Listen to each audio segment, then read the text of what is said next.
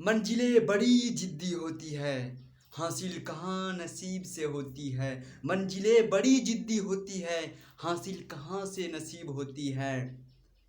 ठहर जाते हैं तूफान भी वहाँ, ठहर जाते हैं तूफान भी वहाँ, जहाँ कश्तियाँ जिद पर होती है, जहाँ कश्तियाँ जिद पर होती है। तो दोस्तों, आप सभी प्यारे भाइयों का, प्यारे दोस्तों का पुष्पा इंस्टीट्यूट और सब्जेक्ट में हार्दिक अभिनंदन करते हैं। तो आज मैं आप सभी प्यारे भाइयों के लिए, प्यारे दोस्तों के लिए क्लास 10 लेक्चर नंबर 11 आज मैं लेकर के आया हूँ। तो दोस्तों, आज हम लोग पढ़ेंगे कि पोषण के आधार पर पौधे कितने प्रकार के होते हैं। क्या लिखे हैं दोस्तों? पोषण के आधार पर पौधे कितने प्रकार के होते हैं। तो दोस्तों, आपको स्वपोषी, परपोषी, मृतजीवी, परजीवी, ये सभी के बारे में अच्छी तरीके से मैंने आपको बताया है, बता करके रखी है। यहाँ तक कि मैंने कोशिश की है कि एक भी टॉपिक को मैंने नहीं छोड़ी है दोस्तों, ठीक है। तो हम लोग अब आगे की ओर बढ़ते हैं दोस्तों, कि आज हम लोग ये पढ़ने की कोशिश करेंगे कि पोषण के आधार पर पौधे कितने प्रकार के होते हैं दोस्तों, ठीक है। तो आइए, तो आपको बताते हैं कि पोषण के आधार पर पौधे दो प्रकार के होते हैं।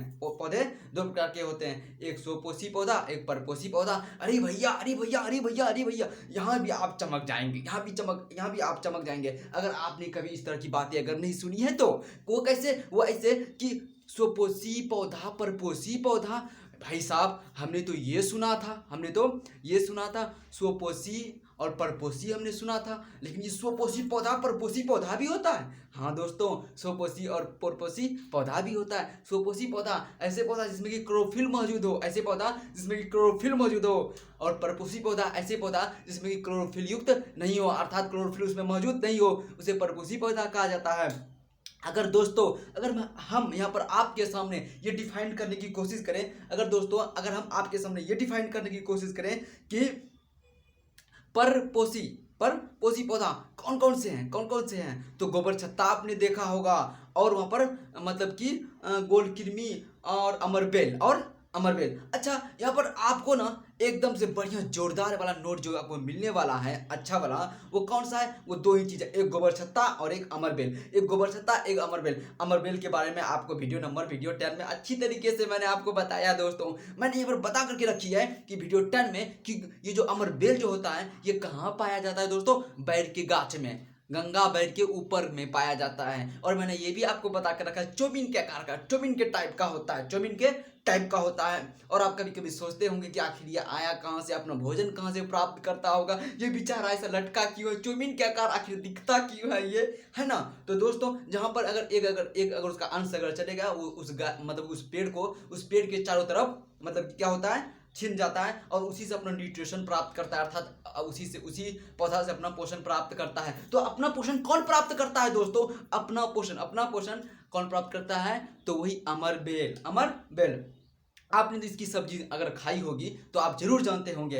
अगर आपने इसके बारे में देखा है, अगर किसी से सुना है, तो आपको जरूर पता चल जाएगा। गोबर छत्ता, अगर हम ये गोबर छत्ता की बात करते हैं, तो गोबर छत्ता कहने का मतलब ये है भैया कि गोबर के ऊपर में जो छत्ता बनाता है उसे गोबर छत्ता कहा जाता है। अर्थात ये भी अपना पोषण कैसे प्राप्त करते हैं दोस्तों? गोबर से प्राप्त करते हैं, न कि अपने से भोजन बनाते हैं। अपने से भोजन कौन नहीं बनाता है? गोबर छत्ता भी अपने से भोजन नहीं बनाता है, बल्कि ये गोबर से अपना पोषण प्राप्त करता है। देखिए ना, गोबर छत्ता जो कि गोबर से ही अपना न्यूट्रिशन प्राप्त करता है, उसे गोबर छत्ता कहा गया है। ये भी मतलब क्या होता है?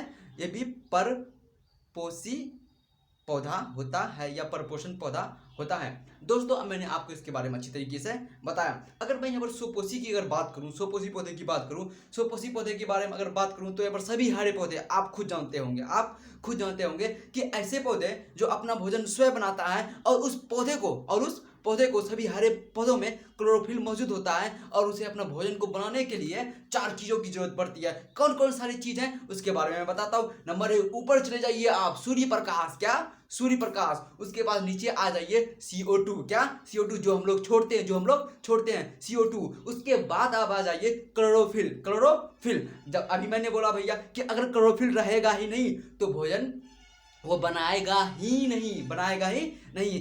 नहीं तो उसकी गिनती किस में आ जाएगी, परपोषी पौधों में आ जाएगा। जब तक उस पौधे में क्लोरोफिल है तो उसका गिनती किस में आएगा, स्वपोषी पौधों में होगा। अगर उसमें क्लोरोफिल अगर नहीं हो दोस्तों तो वो परपोषी में आ जाएगा। ठीक है दोस्तों, ये आपको समझ में आया होगा। उसके बाद आ जाते हैं H2O अर्थात जल। इसका फॉर्मूला क्या होता है भैया, H2O वैज्ञानिक साइंटिफिक नाम है, थोड़ा याद रखना पड़ता है, जो कि काफी क्या होता है भैया, सरल होता है ना। H2O आपको समझ में आया होगा। ये चार चीजें मिल करके ये अपना भोजन बनाता है, भोजन बनाता है। C6 CO2 प्लस 12 H2O अगर क्लोरोफिल और सूर्य प्रकाश की उपस्थिति में अपना ये भोजन को बनाता है तो C6H12O6 plus 6CO2 plus 12H2O मतलब कि ये क्या करता है, बनता मतलब कि बनाता है। कौन बनाता है, ये पौधा बनाता है दोस्तों। कौन बनाता है, ये पौधा बनाता है। और यहाँ पर ग्लूकोज भी बनता है, जो कि अभी मैंने बोला। और आप मतलब कि बचपन से ही पढ़ते आ रहे हैं, क्लास 8 में पढ़े हैं, क्लास 9 में पढ़े हैं कि भाई साहब बताइए तो ग्लूकोज का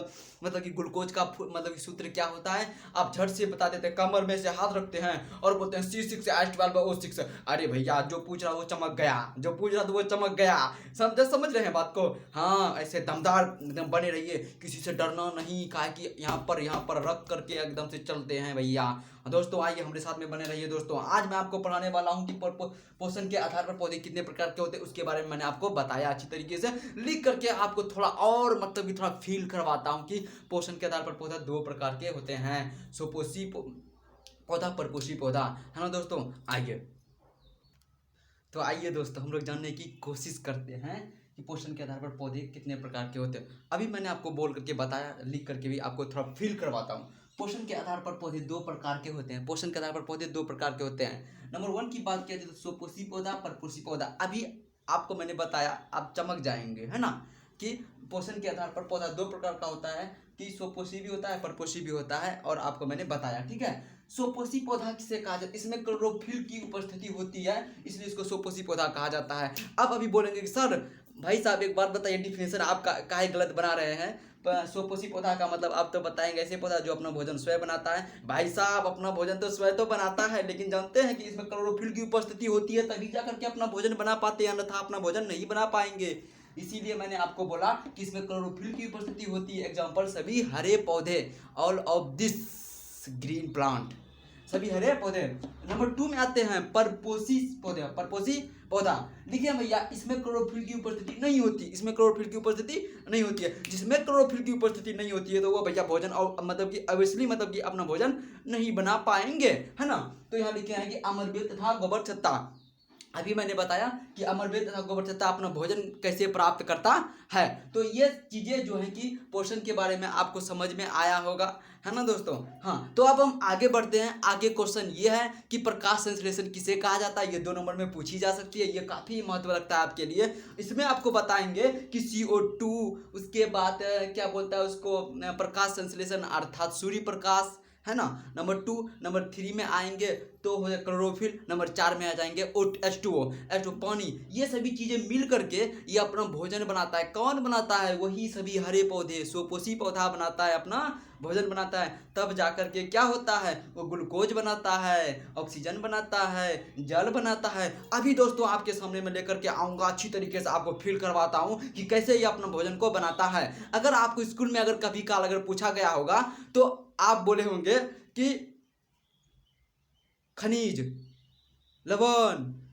मतलब क्या आलतू फालतू जितना सारा मन आया ना बोल दिए। क्या अगर नहीं जानते तो क्या जाने गए, है ना। आइए इस पर आपको हम फील दिला देते हैं। अभी रटने का जरूरत नहीं है, सिर्फ माइंड में याद रखिएगा, आराम से आ जाएगा। ठीक है, हमारे साथ में बने रहिए दोस्तों। तो दोस्तों आप देख ही रहे होंगे कि बोर्ड में लिखा हुआ है कि प्रकाश संश्लेषण क्या है। प्रकाश संश्लेषण क्या है, प्रकाश संश्लेषण क्या है या किसे कहा जाता है, इसको पहले डिफाइन करता हूँ, तब उसके बाद बोर्ड में लिख करके आपको आप तक पहुँचाता हूँ, फिल करवाता हूँ आपको। ठीक है, तो आइए प्रकाश संश्लेषण के बारे में जानते हैं। यह एक ऐसी प्रक्रिया है, प्रकाश संश्लेषण यह एक ऐसी प्रक्रिया है जिसके द्वारा सभी हरे पौधे अपना भोजन क्या करते हैं, बनाते हैं। जिसके द्वारा सभी हरे पौधे अपना भोजन बनाते हैं। किसके द्वारा सभी हरे पौधे अपना भोजन बनाते हैं, तो भैया प्रकाश संश्लेषण के द्वारा सभी हरे पौधे अपना भोजन बनाते हैं। ठीक है, मैंने ये आपको डिफिनेशन दिया। अब लिख करके आपको बताते हैं कि वो प्रक्रिया जिसके द्वारा जिसके द्वारा सभी हरे पौधे अपना भोजन मतलब पोषण भोजन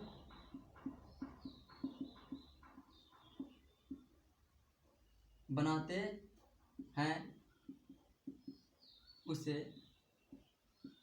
प्रकाश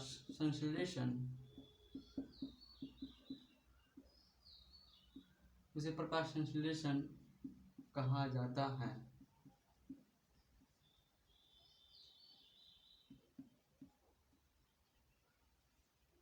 हाँ, उसे प्रकाश संश्लेषण कहा जाता है। जैसे कि एग्जांपल की अगर बात कर लिया जाए, सभी हरे पौधे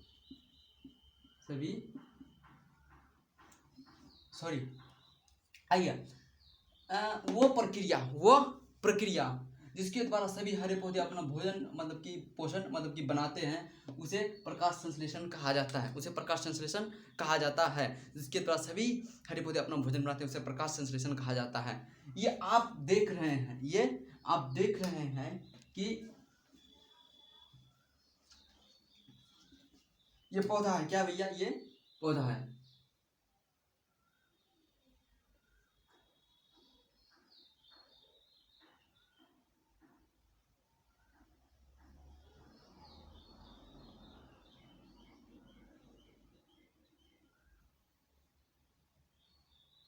ये क्या है भैया? ये पौधा है।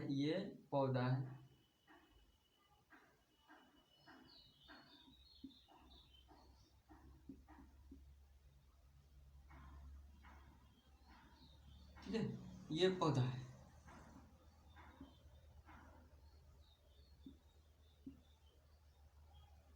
ठीक है, ये पौधा है, ये आपको दिखाई दे रहा होगा। ठीक है, ये पौधा है भैया। अभी मैंने बोला कि जब भोजन बनाता है, क्या करता है? जब भोजन बनाता है, सबसे पहले इसको सूर्य प्रकाश की जरूरत पड़ती है, अर्थात सूर्य की जरूरत पड़ती है। इसीलिए हम ऊपर में सूर्य भगवान को क्या करते हैं भैया? दिखा देते हैं। ये लीजिए भैया, दिखा दिए ना। क्या कीजिए? सूर्य को दिखा दिए। अब ये रोशनी अपना लेगा, फिर रोशनी ये पौधा लेगा। कौन लेगा? ये पौधा लेगा भोजन बनाने के लिए। किससे? सूर्य से लेगा, अर्थात इसे लिख दिए सूर्य प्रकाश। अर्थात आगे आइए, अब आगे में आप जानते हैं कि CO2 कहाँ से आता है? ये तो बच्चों बता देगा भैया। CO2 जो आप छोड़ते हैं, हम छोड़ते हैं, है ना? हाँ, CO2। अब यहाँ ये CO2 लेगा, यही पौधा अब ये CO2 लेगा। क्या करेगा? CO2 लेगा। ये CO2 जब लेगा, ये पौधा जब CO2 लेगा तो भोजन बनाएगा। लेकिन ये CO2 और सूर्य प्रकाश को लेकर के ही भोजन नहीं बना सकता है, और दो चीज की जरूरत है। वो क्या? क्लोरोफिल और H2O मतलब कि जल। यहाँ क्लोरोफिल CHLOROFIL, क्लोरोफिल की क्या पड़ती है भैया? जरूरत पड़ेगी। क्लोरोफिल की जरूरत पड़ती है। किसको? इस पौधे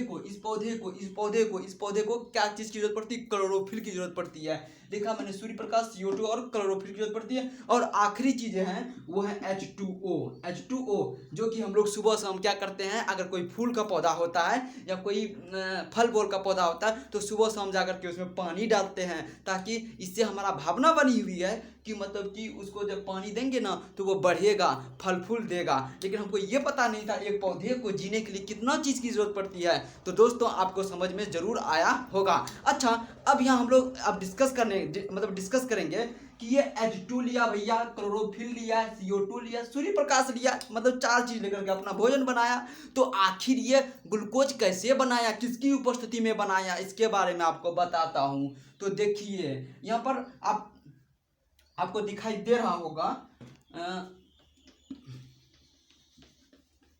जब ये पौधा जो मैंने अभी बनाई थी, जब ये पौधा क्या किया,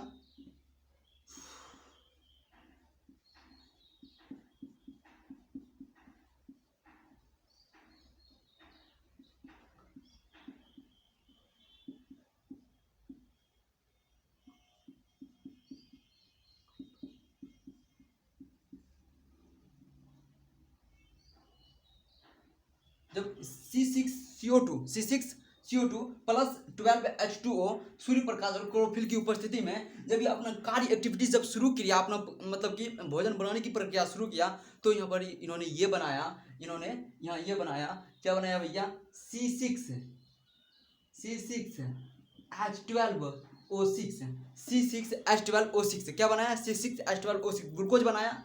और प्लस क्या किया, प्लस ये जो आप प्लस जो यहाँ देख रहे हैं, इसको हम यहाँ पर नीचे में ड्राइव करते हैं, यहाँ प्लस, उसके बाद बनाया भैया ये 6CO2 प्लस 12H2O।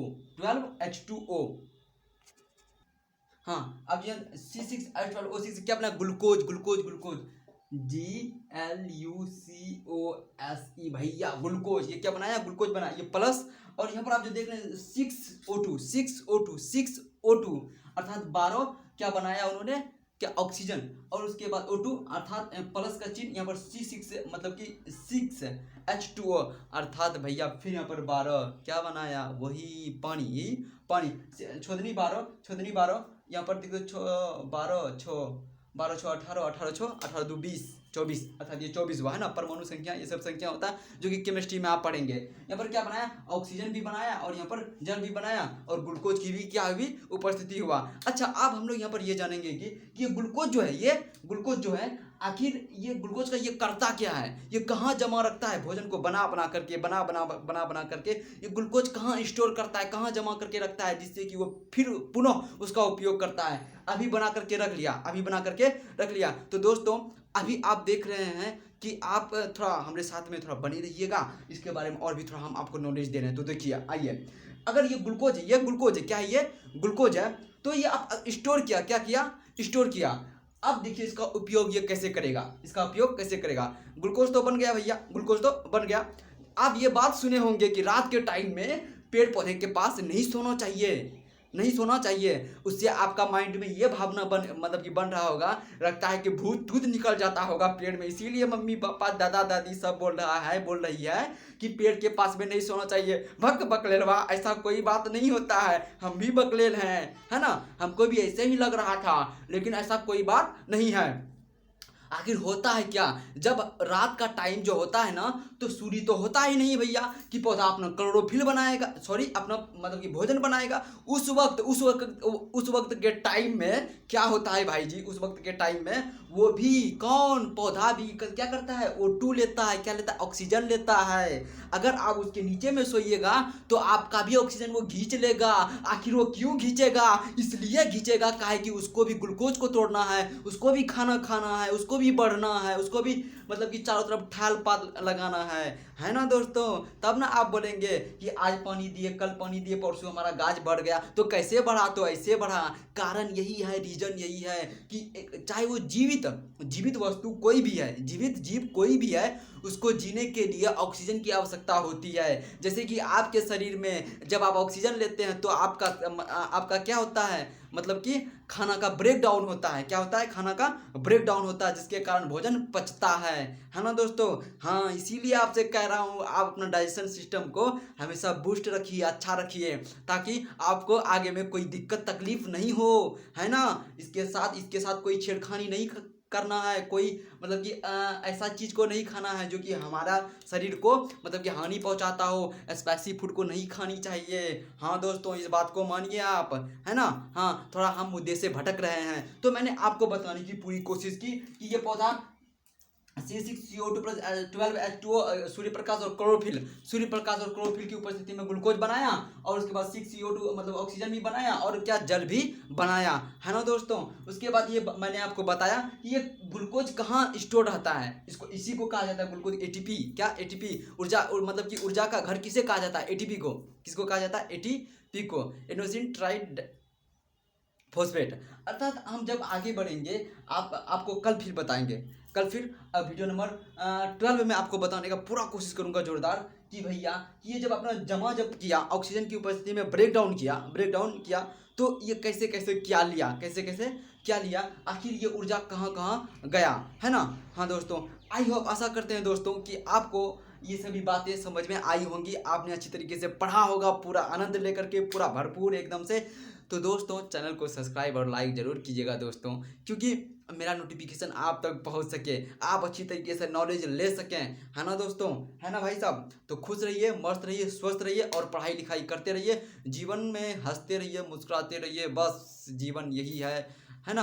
चाहे आप किसी भी स्थिति में गुजरते हैं कोई फर्क नहीं पड़ता, लेकिन आप किस स्थिति में जाते हैं, किस स्थिति में कैसे क्या करते हैं, बहुत बड़ा फर्क पड़ता है। आज आपसे कोई कुछ नहीं पूछ रहा है तो छोड़िए, जाने दीजिए जिसको जहाँ जाना है।